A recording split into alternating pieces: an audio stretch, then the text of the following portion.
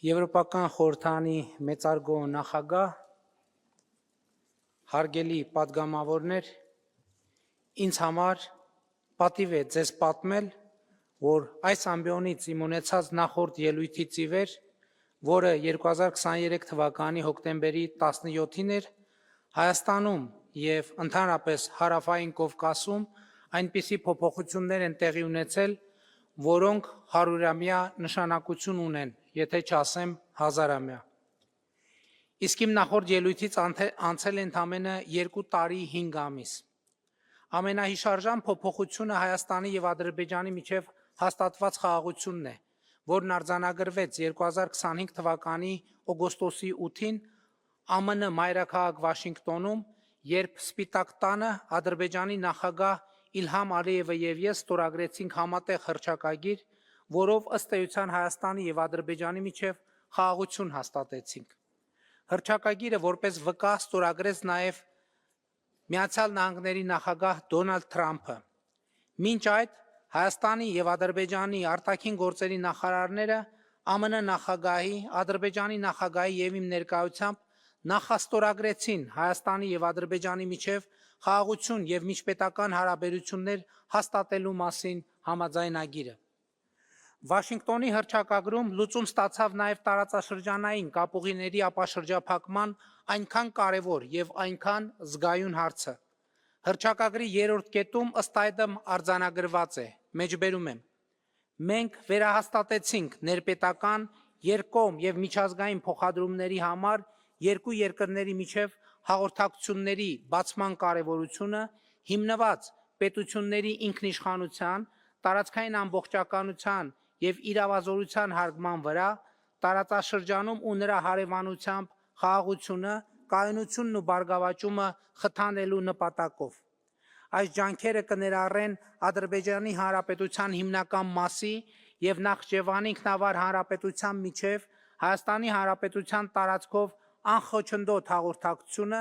Հայաստանի Հանրապետության համար միջազգային ու ներպետական հաղորդակցության փոխադարձ առավելություններով, մեջբերման ավարտ։ Իսկ արդեն հռչակագրի 4-րդ կետում նշվում է, մեջբերում եմ. Հայաստանի Հանրապետությունը աշխատելու է Ամերիկայի Միացյալ Նահանգների և փոխադարձաբար համաձայնեցված երրորդ կողմերի հետ Հայաստանի Հանրապետության տարածքում Թրամփի ուղի հանուն միջազգային խաղաղության և բարգավաճման հաղորդակցության ծրագրի իրականացման շրջանակը սահմանելու նպատակով։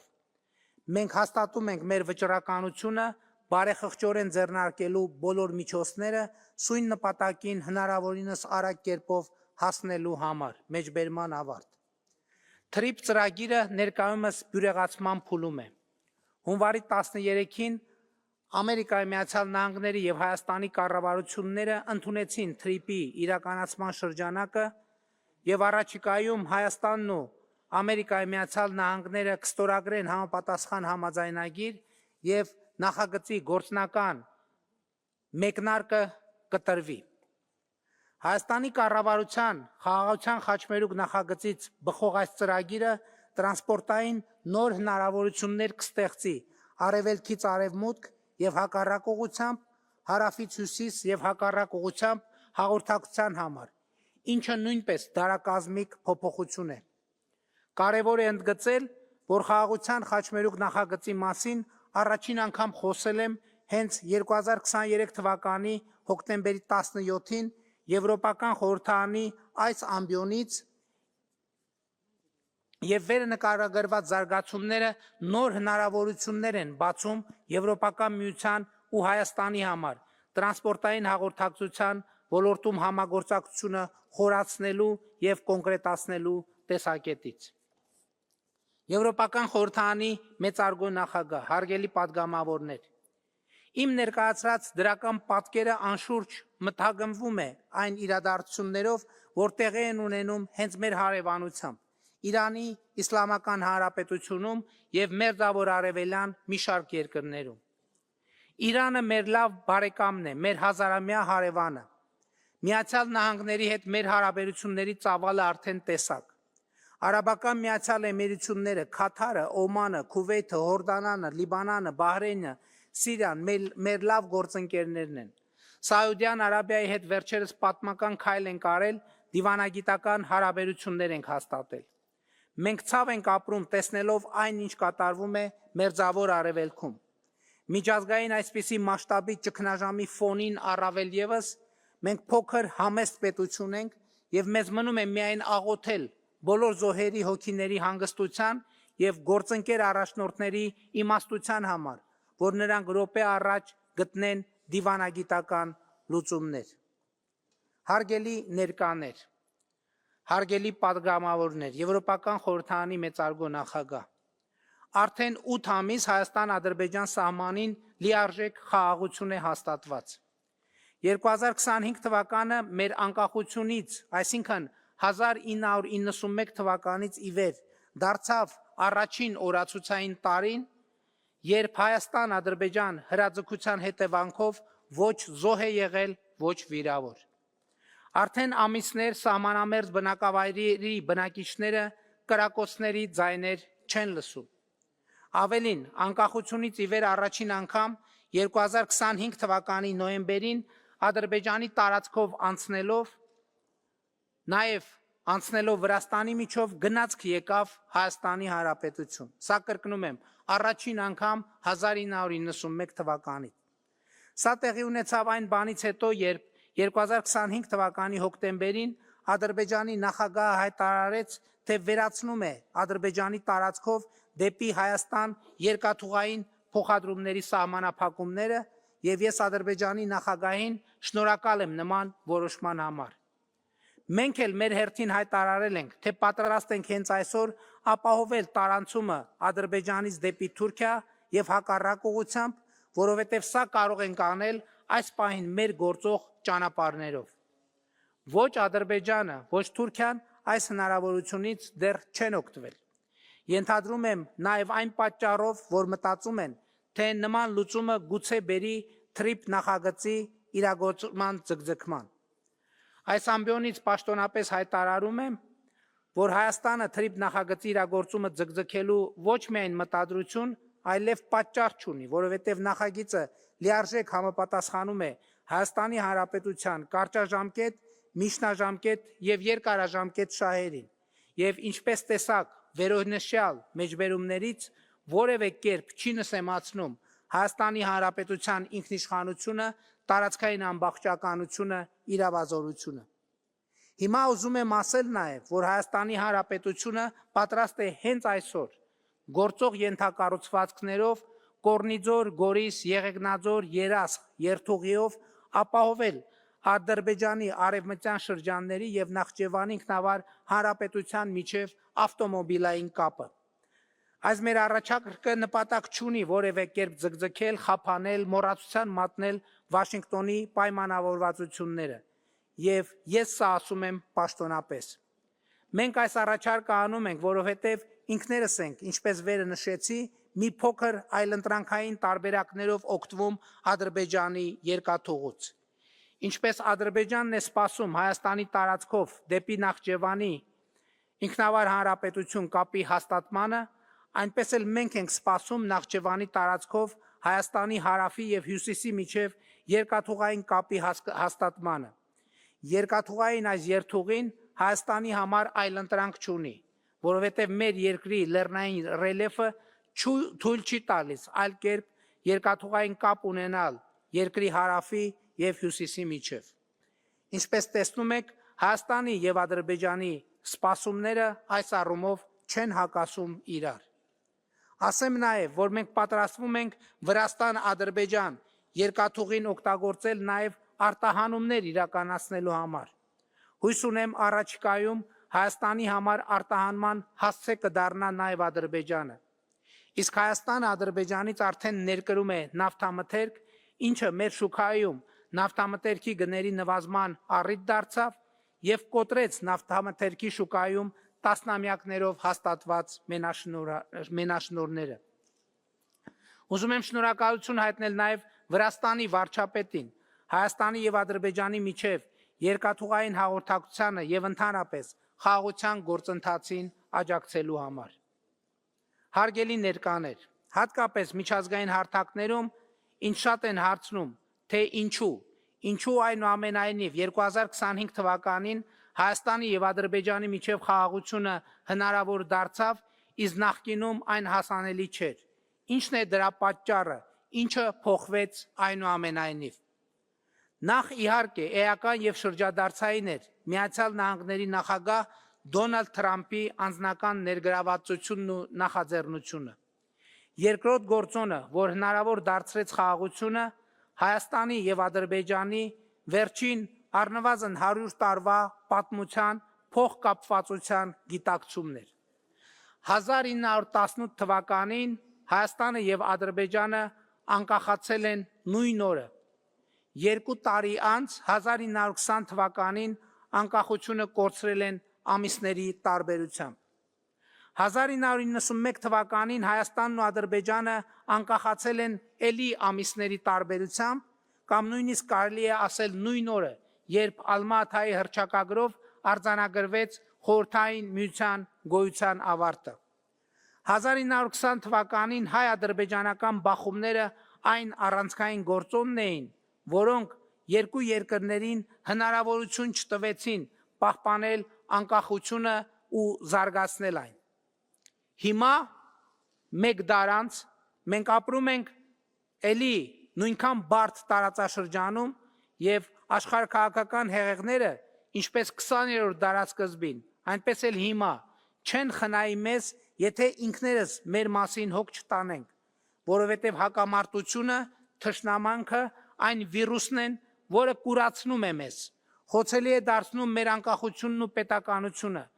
մեզ գայթակղիչ թիրախ է դարձնում աշխարհաքաղաքական մահացու հիվանդությունների համար։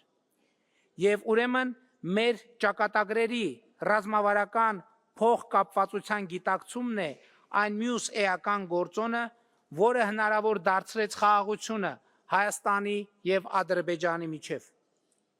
Տարընթերցումների տեղ չտալու համար ընդգծեմ, որ սա իմ անձնական կարծիքն է եւ իմ անձնական համոզմամբ 2024 թվականի մարտ-ապրիլ ամիսներին մենք հասել էինք Հայաստանի պետականության եզրին, ու եթե 2024 թվականի ապրիլին մենք չկայացնեինք Ադրբեջանի հետ սահմանազատման գործընթացը մեկնարկելու որոշում, Հայաստանի Հանրապետությունը այսօր կլիներ ոչ թե անկախ պետություն, այլ առավելագույնը արտաքին կառավարման ներքո գտնվող տարածք։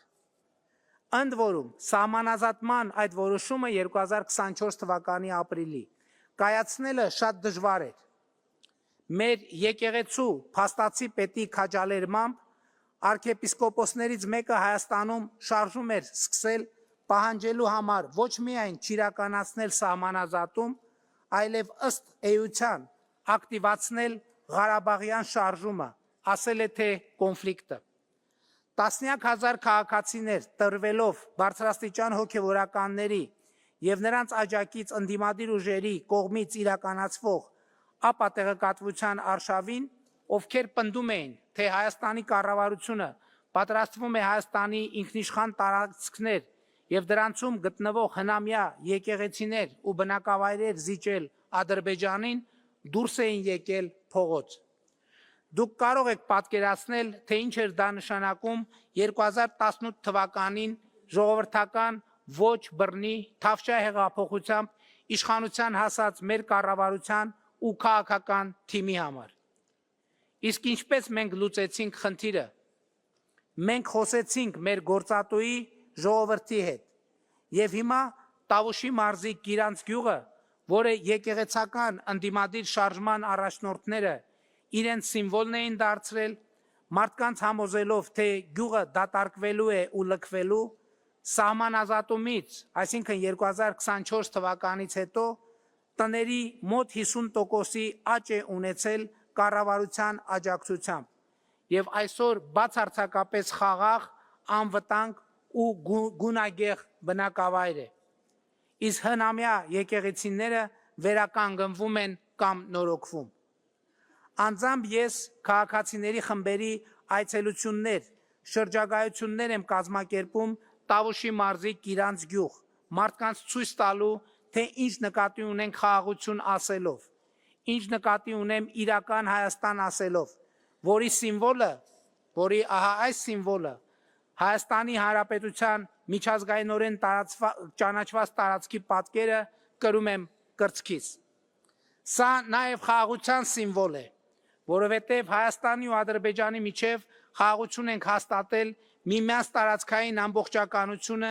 ինքնիշխանությունը, քաղաքական անկախությունը ճանաչելով 1991 թվականի դեկտեմբերի 21-ի Ալմաթայի հռչակագրի հիման վրա, համաձայն որի խորհրդային Ադրբեջանը դարձել է անկախ Ադրբեջան, խորհրդային Հայաստանը դարձել է անկախ Հայաստան, եւ սա անկախ Հայաստանի տարածքի քարտեզի ուրվագիծն է։ Խաղաղության դեմ տարվող այս process-ում որոշ հոգևորականների ներգրավվածության թեմային չէի անդրադառնա, եթե չտեսնեի, թե ինչպես են այդ հոգևորականների էմիսարները եւ նրանց հետ փոխկապակցված որոշ լոբիստական կազմակերպությունների ներկայացուցիչներ Եվրոպական խորհրդարանում եւ միջազգային հեղինակավոր այլ կառույցներում փորձում տարածել, թե Հայաստանի կառավարությունը սահմանափակում է խղճի ազատությունը, թե Հայաստանում բռնապետություն է հաստատվում, թե Հայաստանում կան քաղբանտարկյալներ։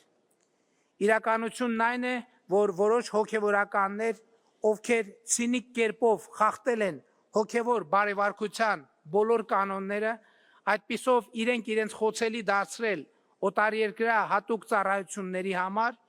իդեպ նրանցից ոմանց ԽՍՀՄ պետական անվտանգության կոմիտեի գործակալ լինելու փաստը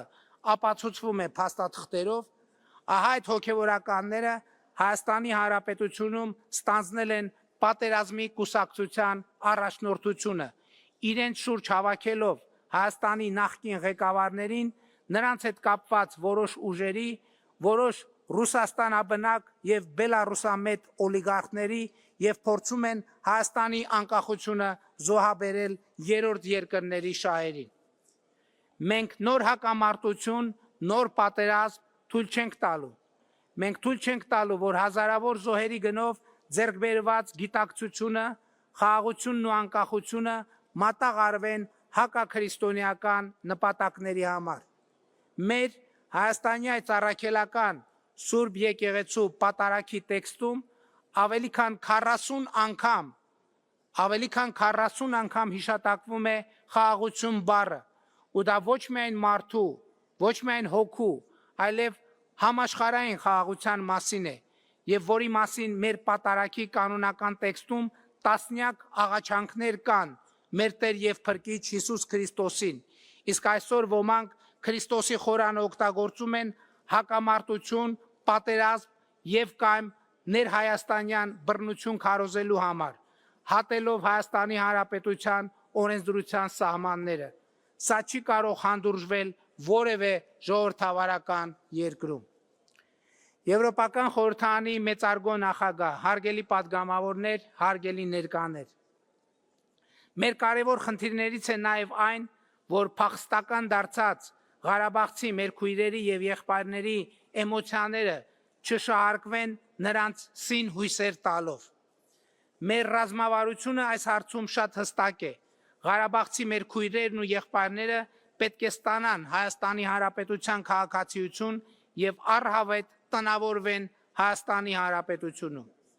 Մենք արդեն սկսել ենք նրանց բնակավորման ծրագիրը, որի շահառու են դարձել 4886 ընտանիքներ այս պահի դրությամբ։ Մենք մեր միջազգային գործընկերների հնարավորինս մեծ աջակցության կարիքն ունենք խաղաղությանն ամրապնդման ուղղված այս խնդիրը լուծելու համար։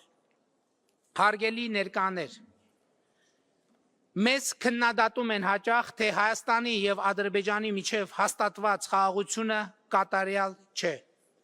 Բայց խնդրում եմ ասեք, իսկ որտեղ է խաղաղությունը կատարյալ, որտեղ կա կատարյալ խաղաղություն եւ որտեղ է եղել ու երբ։ Եվ ընդհակառակը խաղաղության նկատմամբ խնամք տանելու կամքն է, որ այն կատարյալին հնարավորինս մոտ դարձնելու տարբերակներ է ստեղծում։ Եվ մենք այսպես ենք մոտենում բոլոր հարցերի, ներառյալ Ադրբեջանում անազատության մեջ պահվող մեր հայրենակիցների խնդիրներին։ Վերջերս Ադրբեջանը մեր եւս 4 հայրենակիցների ազատ արձակեց։ Հայ հանրությունը մենք բոլորս երջանկություն ապրեցինք այդ առիթով, բայց կառավարությունը շատ արագ վերադարձավ լուր դիվանագիտական աշխատանքը շարունակելուն, հանուն մյուսների վերադարձի, որովհետև համոզված եմ, եթե նախորդիվ լուր դիվանագիտական աշխատանքի ոճը չընտրեինք, հունվարի 14-ին մեր 4 հայրենակիցների վերադարձը տեղի չէր ունենա պարզապես։ Եվրոպական խորհրդարանի մեծարգո նախագահ, հարգելի պատգամավորներ, հարգելի ներկաներ։ Հաջորդ անհավանական փոփոխությունը, որ Հայաստանում տեղի է ունեցել իմ նախորդ ելույթից ի վեր այն է, որ 2025 թվականի մարտին մեր երկրում ընդունվեց Եվրոպական միությանը Հայաստանի Հանրապետության անդամակցելու գործընթացի մեկնարկի մասին օրենքը, որը ուժի մեջ մտավ 2025 թվականի ապրիլին։ Սա քաղաքական բյուրեղացումն է 2023 թվականի հոկտեմբերի 17-ին այս ամբիոնից իմ արած այն հայտարարության, թե Հայաստանի Հանրապետությունը պատրաստ է առավել մոտ լինել Եվրամիությանը, այնքան, ինչքան Եվրամիությունը դա հնարավոր կհամարի։ Հիմա այդ օրենքի ընդունումից հետո շատերն են Հայաստանում հարցնում, թե երբ Հայաստանը կդառնա Եվրոպական միության անդամ։ Մեր պատասխանը հստակ է։ Որևէ երկիր առանց Եվրոպական միության չափանիշներին համապատասխանելու չի կարող դառնալ Եվրամիության անդամ։ Հետևաբար մեր խնդիրն է եվրոպացի մեր գործընկերների աջակցությամբ շարունակել բարեփոխումների ճանապարհը եւ նախ օբյեկտիվորեն համապատասխանել Եվրամիության անդամագրման չափանիշներին։ Երբ սա տեղի ունենա, կա երկու ճանապարհ, կամ Եմեն մեզ կընդունի, որպես լիարժեք անդամ կամ չի ընդունի։ Այսպես ասում եմ, որովհետև հասկանում եմ, որ Եմեն ընդլայնումը նոր անդամի ներգրավումը պարզ հարց չէ ու նաև քաղաքական որոշման խնդիր է։ Հետևաբար, եթե Եմեն Հայաստանը կընդունի որպես լիիրավ անդամ, շատ լավ է։ Եթե չի ընդունի, մենք էլի կշահենք, որովհետև կլինենք Եվրոպական միության ստանդարտներին լիարժեք համապատասխանող երկիր։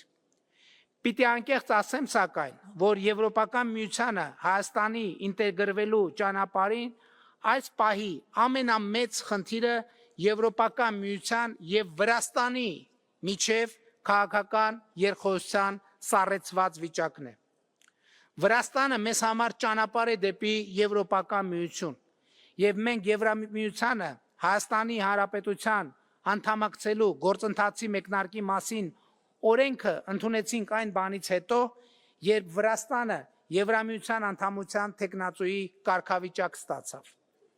Սա Հայաստանի Եվրամիության անդամագրման հեռանկարը դարձրեց շոշափելի եւ մեր ակնկալինքը ու խնդրանքն է, որ Եվրոպական միություն Վրաստան կառուցողական գործընթացը զարգանա։ Դա կարևոր է Հայաստանի համար, նույնքան կարևոր, որքան Վրաստանի համար։ Եվրոպական խորհրդարանի մեծարգո նախագահ, հարգելի պատգամավորներ, հարգելի ներկաներ։ 2018 թվականին Հայաստանում տեղի ունեցած ժողովրդական ոչ բռնի Թավշյա հեղափոխությունը տեղի ունեցավ ազատության, ժողովրդավարության, իրավունքների գերակայության ըմբռնումների հիման վրա։ Մենք մեր ժողովրդավարության կենսունակ ու զարգացող վիճակը պահեցինք պատերազմի պայմաններում նույնիսկ, բայց հասկացանք նաև, որ խաղաղությունն է, որ ժողովրդավարությունը անշրջելի դարձնելու ճանապարհ է բացում։ Իրականում մենք խաղաղության հասել ենք ժողովրդավարության շնորհիվ, ժողովրդավարական արժեքներին մեր նվիրվածության շնորհիվ, որովհետև Հայաստանին պարտադրված մտածողության կաղապարները կարողացանք հաղթահարել ականջալուր լինելով ժողովրդին, իրական, ապրող, կյանքի եւ խաղաղության փափակ ունեցող մարդկանց։ 2026 թվականի հունիսի 7-ին Հայաստանի Հանրապետությունում տեղի են ունենալու հերթական խորհրդարանական ընտրություններ, եւ այդ ընտրություններով մեր ժողովրդավարությունը պետք է խաղաղությունը դարձնի անշրջելի, ապա եւ խաղաղությամբ ժողովրդավարությունը կդառնա անշրջելի։ Մենք գնում ենք այս ճանապարհով եւ ես սա ասում եմ որպես Հայաստանի Հանրապետության ժողովրդի լեգիտիմ ներկայացուցիչ եւ ուրեմն կեցե խաղաղությունը, կեցե ժողովրդավարությունը։ Շնորհակալ եմ ձեր ուշադրության համար։